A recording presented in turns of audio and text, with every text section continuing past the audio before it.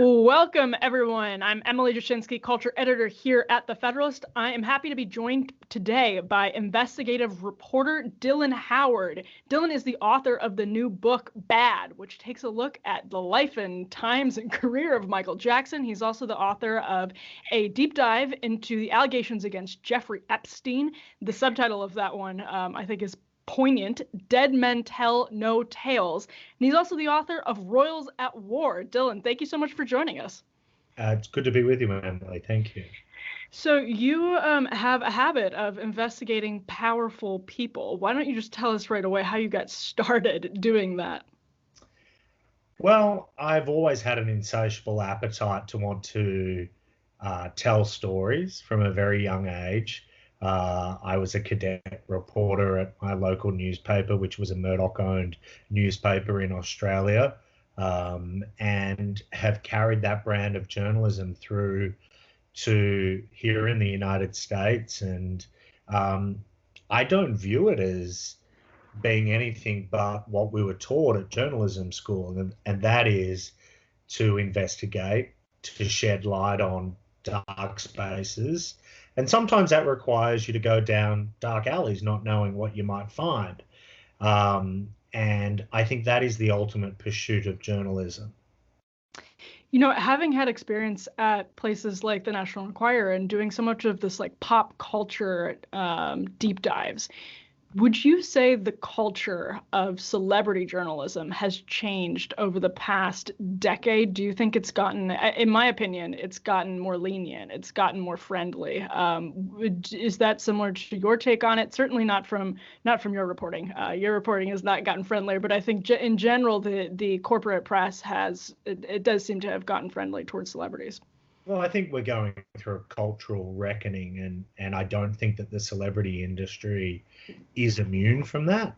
I think that we are more likely to connect with celebrities through their own social media channels and communication platforms, and therefore that builds a one-on-one relationship between a reader and a celebrity, which really, in many ways, has changed the whole dynamic of a consumer going to the newsstand to buy a magazine to get their weekly fix of celebrity news.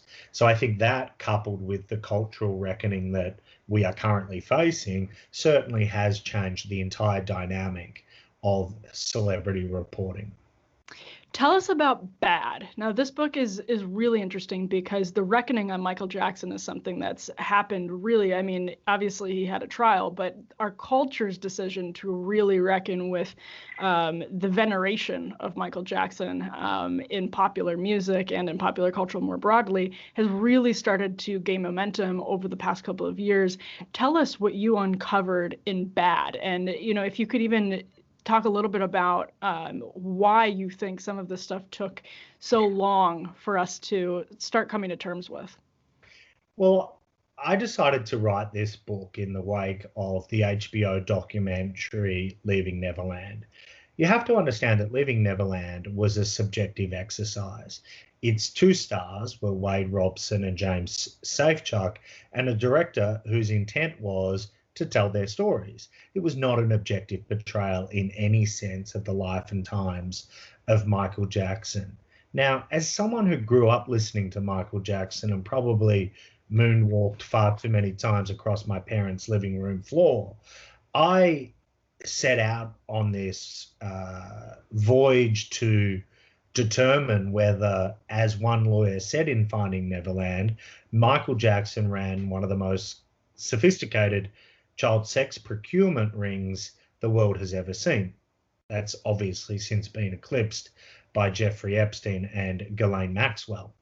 But I've always had this troubled connection to the Jackson establishment.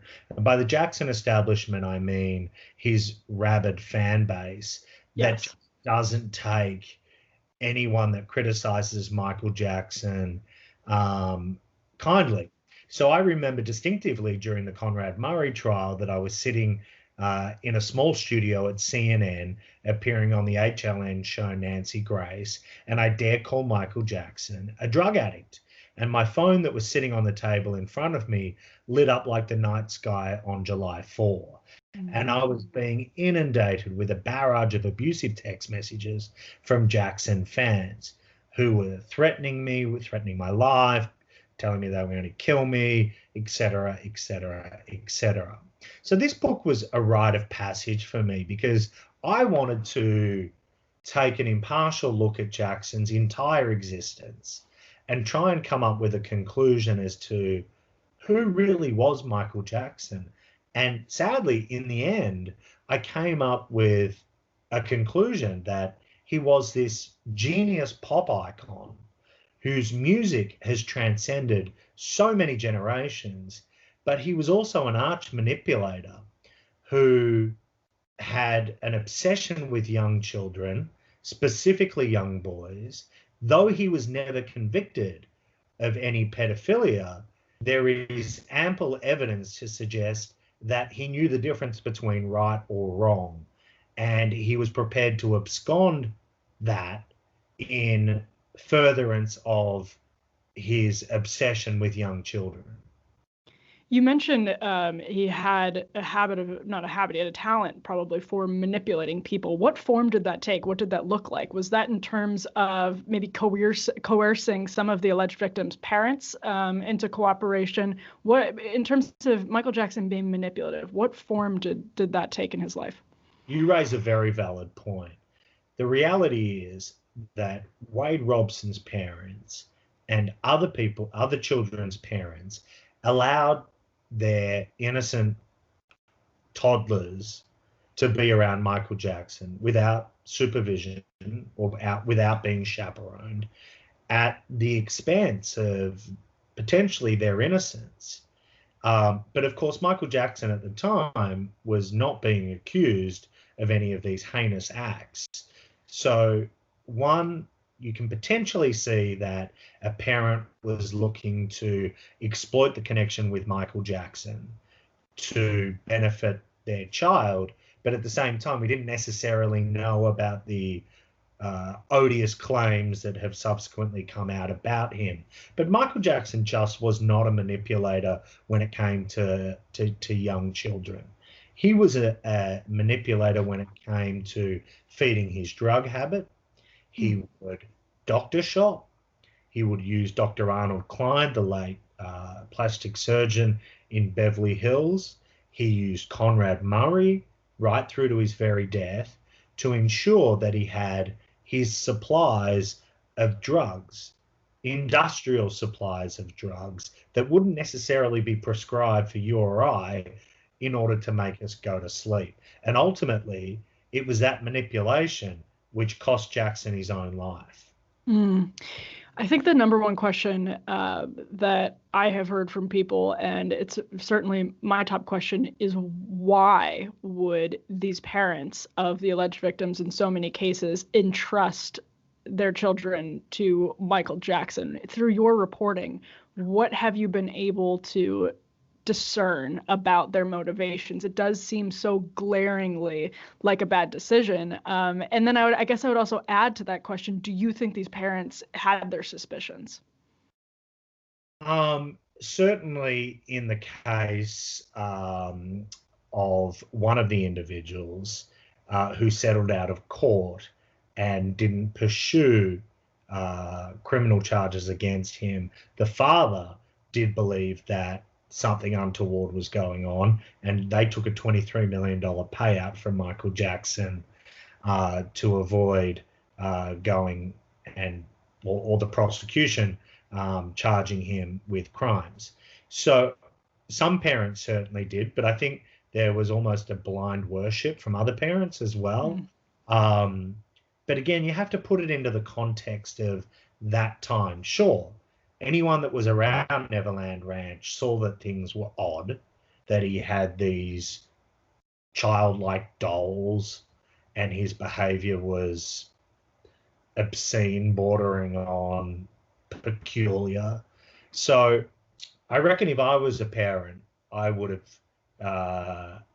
it would not have passed the smell test for me. But for other parents, they certainly allowed their children around Michael Jackson. And I just think that if Michael Jackson was alive today, that parents probably would not be doing what they did back in the 1990s and early 2000s. Yeah, and with social media, it's actually hard to imagine him even getting away with it. Period. I'm Absolutely. really, really You know, curious. Go ahead. Go ahead. his culture, Jackson music would have been banned. Michael Jackson would be persona non grata, but he's not.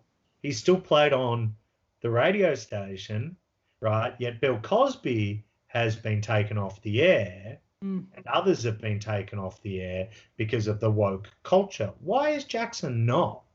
I mean, that's also a great paradox of the Michael Jackson life after death. He continues to generate millions upon millions of dollars in royalties for the estate, which ultimately goes to his children. But why, in the face of this voluminous evidence, which would suggest that despite not being convicted of any pedophilia crimes, Jackson was a predator in some sense?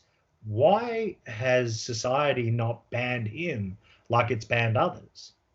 Right, and it is puzzling. I wonder, there does seem, you mentioned earlier in our conversation, the Michael Jackson establishment, which is a very intense, base of fans that are ultra defensive of Michael Jackson.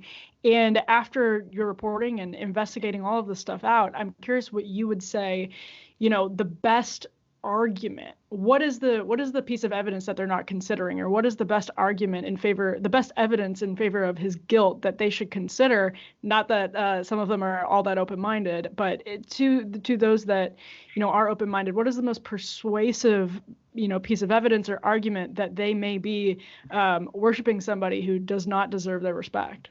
Well, $23 million isn't a nuisance fee settlement. You don't pay $23 million for someone who's making false accusations to go away. I just don't believe that one iota. Additionally, let's not forget that there was child pornography found at Neverland Ranch as part of the 2003 raid by Santa Barbara authorities. And just consider his behavior, dangling blanket over a balcony. How do you think society would react today if a celebrity grabbed their baby and dangled them over a hotel roof? It just would not be acceptable. Yet, because of Michael Jackson's rare talent, the fact that he was the reigning king of pop, we kind of turned a blind eye to it. We wouldn't today, but we did 20 years ago. And I think that shows how far culture has come, but how culture is also hypocritical in the sense that Michael Jackson's odious allegations around Michael Jackson are considered mutually exclusive to his music. Yeah, that's interesting. And it's just sort of an unsolvable question of why culture continues to accept Michael Jackson despite the mounting evidence, and does continue to mount that he was guilty of some really disturbing things.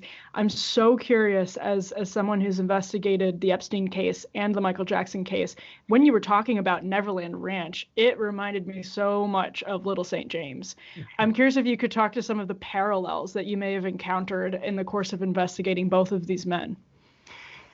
Well, pedophiles notoriously like to commit their crimes on their territory, and their territory being something that is isolated from the world, that they can typically get away with their crimes without interference from others.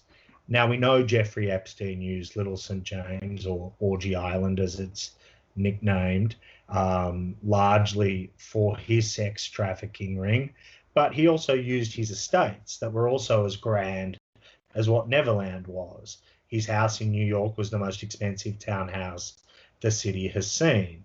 Likewise, his Paris place, his Miami Palm Beach home as well.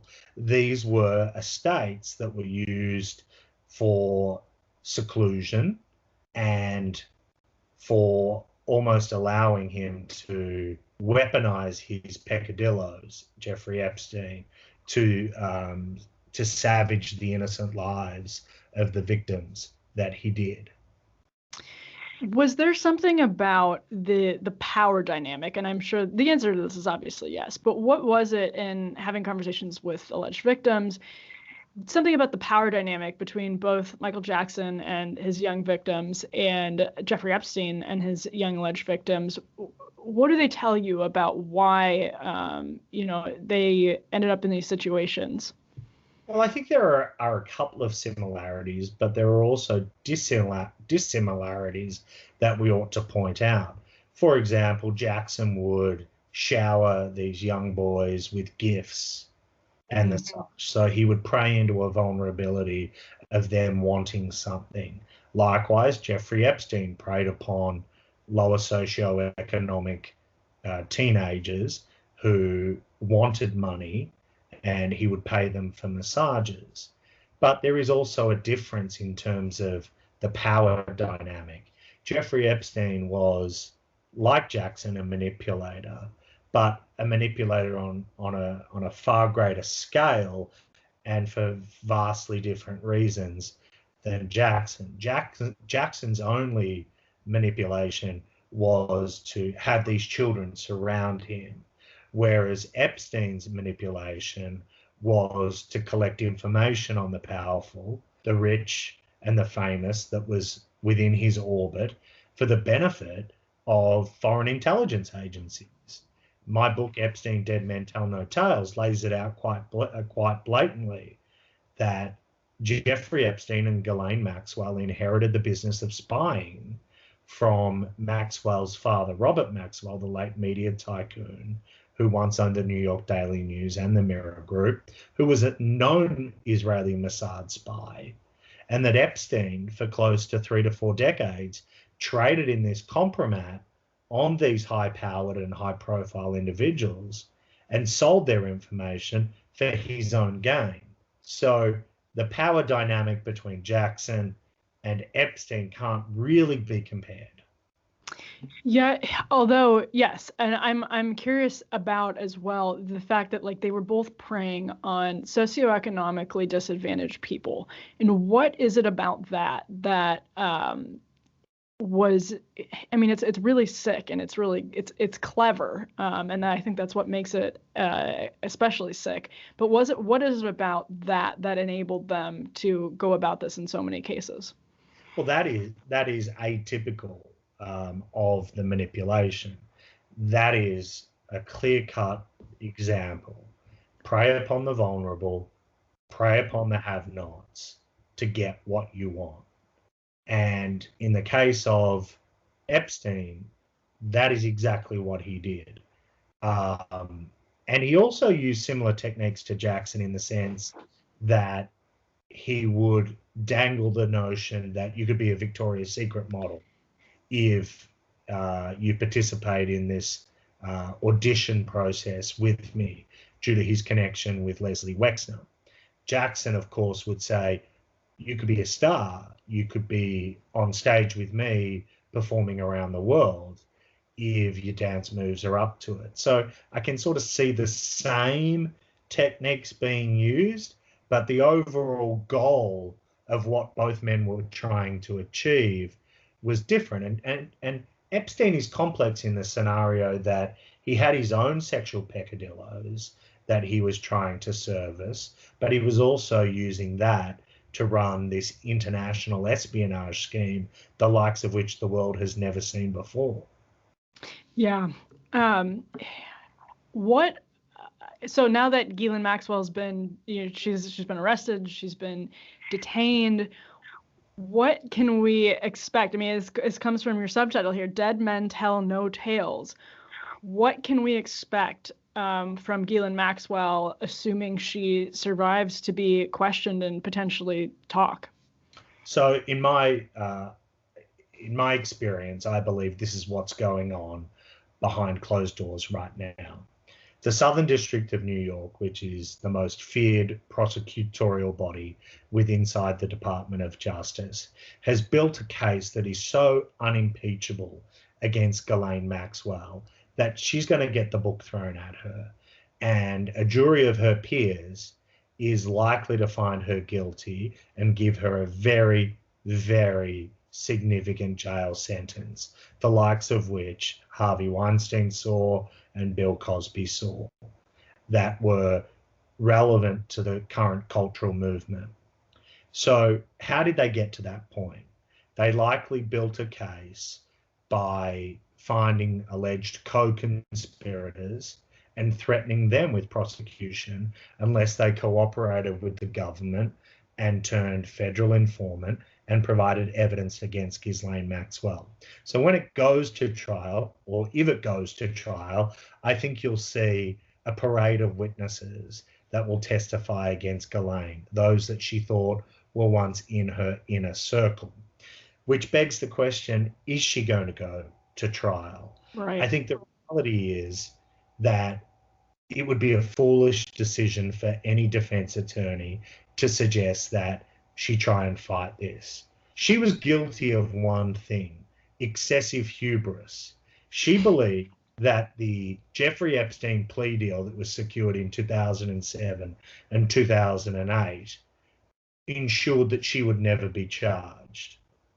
And that was because it afforded a non-prosecution element for others being alleged co-conspirators.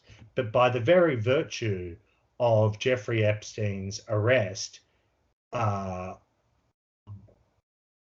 or 13 months ago at Teterboro Airport, the Southern District of New York doesn't believe that. They believe that that plea deal is only relevant to the jurisdiction in which it was struck, and that the 94 other jurisdictions are not bound by that. So Maxwell believes she wouldn't be charged. If that's her defense, she's up the proverbial creek without a paddle, which gives her two other options. She perhaps takes a plea deal or plea bargain in which they drop the perjury charges, but she's still not going to see daylight for probably 2 decades. Or thirdly, she sings and sings like a canary. But I'm told she doesn't want to. She doesn't want to tell all in a court of law about people like Bill Clinton or people like Prince Andrew, but you don't get a choice. If you're going to sing on one, you sing on everyone. And that's the only way that her sentence goes from 35 years to, say, 5 years. So I think that Ghislaine Maxwell has a world of pain ahead of her.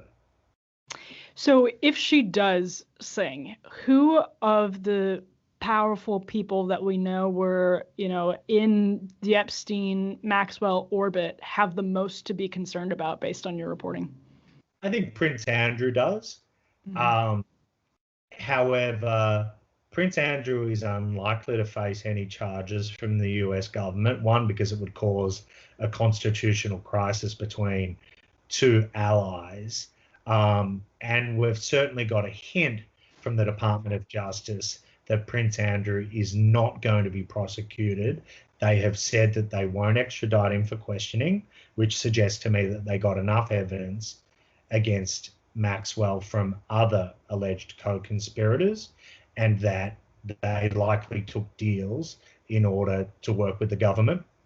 Secondly, Attorney General William Barr has said he won't be extradited. Thirdly, the Southern District has said there will be no superseding indictment on Ghislaine Maxwell, and there'll be no further charges in this sex trafficking ring.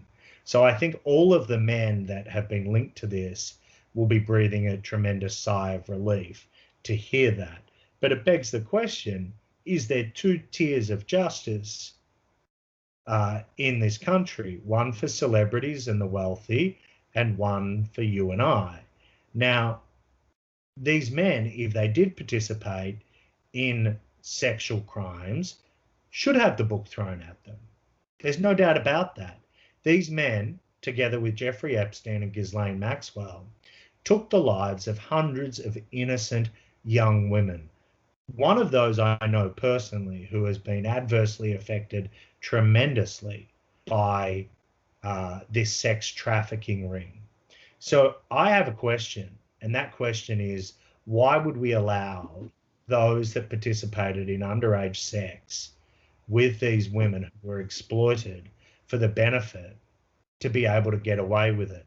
And I think the answer lies somewhere along ideological lines. This case does not discriminate whether you are red or blue. Absolutely. Because the Epstein and Maxwell sex trafficking ring operated for near on 4 decades, and we had both Democrats and Republicans in power at the time. So if you want to look down the rabbit hole, be careful what you might find.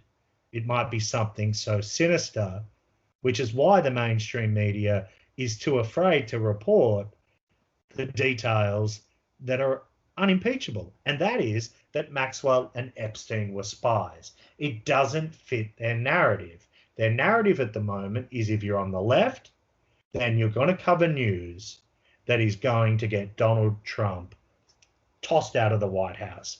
If you're on the right, you're going to report news that he's going to get Donald Trump re-elected and Joe Biden remaining in the basement.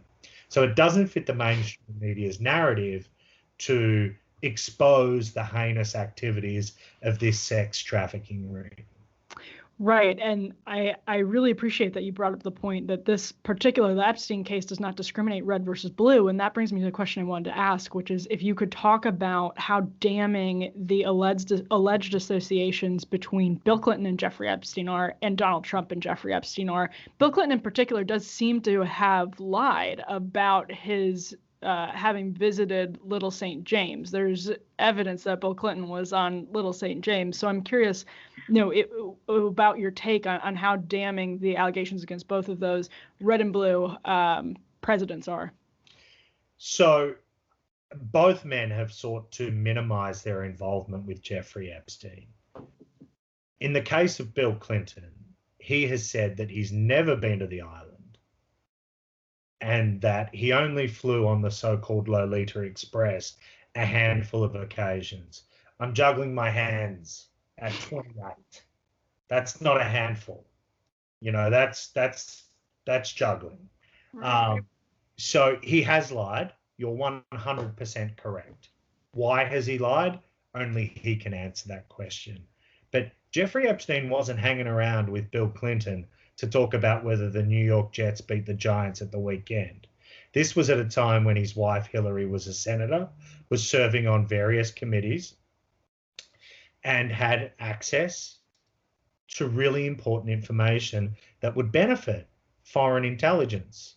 Not only that, Bill Clinton gets a daily briefing as a former president, about the current state of situations around the world. Critical information that a foreign government would love. As for Donald Trump, he has sort of said that he only really knew Jeffrey Epstein around the time of Mar-a-Lago, and when he found out that Epstein was doing these heinous things, he booted him out of his private club. The reality is he's known Jeffrey Epstein dating back to the late 1980s. In fact, Epstein worked for Adnan Khashoggi, the Saudi Arabian arms dealer. There was a particular occasion in which Epstein introduced Trump to Adnan Khashoggi, and Trump bought Adnan Khashoggi's yacht, I believe, for $35 million, and named it Lady Ivanka. Now, Robert Maxwell also had a yacht, which was named Lady Ghislaine. So the connection goes back some 4 decades, not 2 decades, as Trump would kind of have us believe, which sort of calls into question the entire notion of why he wished farewell at press conferences now on 2 occasions. Right. Yeah, I was actually going to ask you about how you interpreted that. I mean, there were some sort of conspiratorial interpretations that he was signaling to her that he kind of has her back and, she doesn't have to talk. How did you interpret it? Yeah, I can see why that argument would be made because of past circumstances with relation to General Michael Flynn, Roger Stone, Paul Manafort, etc. But Trump's explanation of it is that he wishes anyone in the corrections department well when facing trial.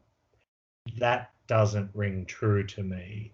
A serial killer or a killer responsible in a mass shooting does not get wished well by the President of the United States. Right. Is there another shoe that, I mean, I think a lot of people, especially given what we know, or at least what we, the allegations of what was inside Epstein's New York City house in terms of video equipment, is there a possibility of some type of hard video evidence emerging at any point that would be incredibly damning? I mean, if he was spying on people for the purposes of extorting them and committing blackmail, there should, be some evidence, unless he was savvy enough to get rid of all of it. Is there any possibility of someday video emerging or audio or anything like that? I think that there is a possibility. We certainly know that he was caught off guard by his arrest in July last year.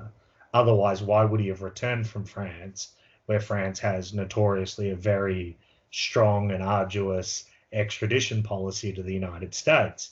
Just think Roman Polanski, which was also another option that Ghislaine Maxwell could have done as a French national. She has citizenship in France that she chose not to explore. So I'm one of the very few people that has seen inside Epstein's New York mansion, not because I've been in it, but because I've seen thousands of photos. And every room had a camera in the corner, and it fed into a central office-like environment where there were industrial-sized Xerox machines. DVDs were recorded and things were spat out and put into files. I have to think that if you're running a classic honey trap operation, you're not having a folder cabinet like me here in my office, and that's my dog, who's very upset that I opened the cabinet. But you have to understand, I would imagine he ran a really sophisticated operation, and he didn't just leave the compromat lying around. One individual who's a former Palm Beach detective, John Mark Dugan, has sought asylum, did seek asylum in Russia, and claims that he took with him, as a former Palm Beach detective who had alleged corruption, that he took with him copies of the Epstein files that were seized by the county sheriff's department in Florida. Now, we can't verify that. We don't know whether that's the case. But the prospect that it's within the grasp of the Kremlin is incredibly frightening for those men that might have been implicated in this scandal. Now, the FBI certainly has a treasure trove of evidence, and we have sought that evidence under Freedom of Information laws. We have active litigation against the FBI, myself and my co-authors, Melissa Cronin and James Robertson, to get the complete access to the FBI's archive. But I don't think that we'll ever get it, and I don't think the American people will ever get it, because the government need to do just one thing to ensure that it remains sealed for the rest of our entire existence, and that is sight. It's a matter of national security, which if Epstein and Maxwell were spies, then that is an inevitable argument that they could use. Right. And that brings us kind of full circle here to this increasing suspicion or belief among so many people that powerful are serial abusers of children. And some of this suspicion is absolutely conspiratorial. But when you look at a case like Michael Jackson and you look at a case like Jeffrey Epstein, having investigated both of those men and both of their operations, how concerned should the public be that people in power are exploiting their power specifically in many cases to abuse children? Well, sex rings are not new. Michael Jackson's case and Jeffrey Epstein's case, sadly, are not the first time that we've seen sex rings operate within establishments of power and privilege. There was alleged sexual trafficking in the British monarchy, dating back just 3 decades ago. And there was allegations splashed across the front page in DC about a VIP pedophile ring operating many, many decades ago.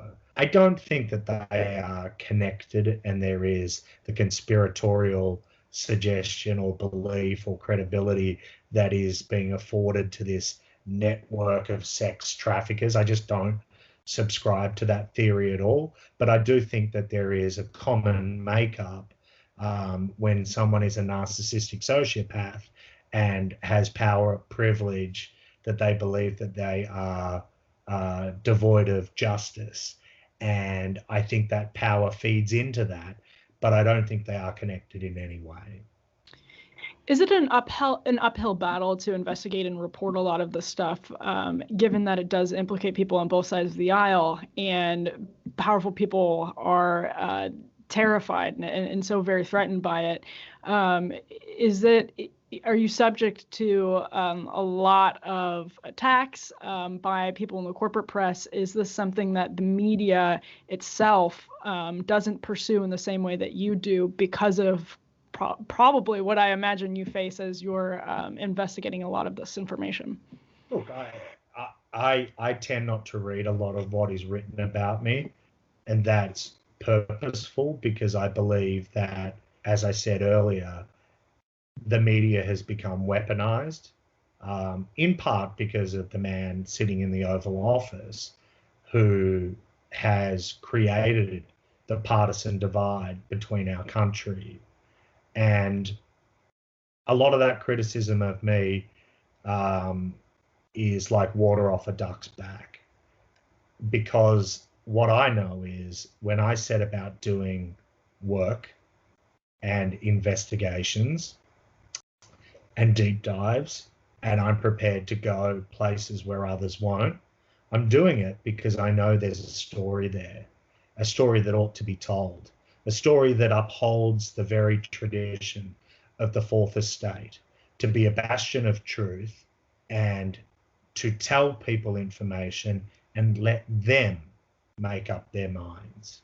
That is what I was taught at journalism school, not taught to be a weaponized partisan journalist whose desire is to try and bring down those that are perceived enemies of the other color. Dylan Howard, thank you so much for your time today. Your books are available everywhere books are sold, I imagine. Amazon, Barnes & Noble, all of those good places. Indeed, they are. I would encourage everyone during the pandemic to shop locally at the local bookstore because they're the ones that need the support the most at this time. Amen to that. Well, thank you so much for your time. We really appreciate it. No, thank you. Great talk. Thanks.